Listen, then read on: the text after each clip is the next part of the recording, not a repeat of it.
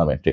আর সাকিব আল হাসান আবারও যেন প্রমাণ করে দিলেন যে ডেফিনেটলি ছোট ভাই এগিয়ে গেলেও বড় ভাই পিছিয়ে পড়েছে, সেটা একদম সত্যি না। সো গতকালকের রাত আমার কাছে মনে হয় যে that was a very special night. দিনটাও স্পেশাল ছিল, কারণ আমাদের সাথে আরো একজন ছিলেন, রিশাদ হোসেন।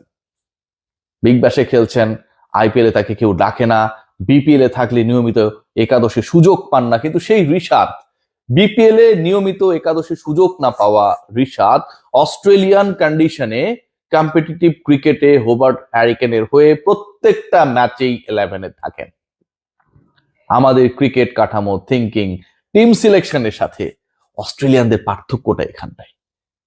তারা রিশাদকে তাদের সবচেয়ে বড় কি মনে করে, আর আমরা রিশাদের মতো ক্রিকেটারদেরকে সবচেয়ে বড় বোঝা মনে করি। খেলায় যখন সমালোচনা হয় সেখান থেকে রক্ষা পাবার জন্য, খেলায় তখন যখন পয়েন্ট টেবিল আমার দলের অবস্থানটা একটু মজবুত থাকে, রিশাদকে তাহলে খেলানো যেতে পারে। ও তো খারাপ করবে ধরে নিই আমরা খেলাই, তারপর রিশাদটা ভালো করে টিকে থাকে,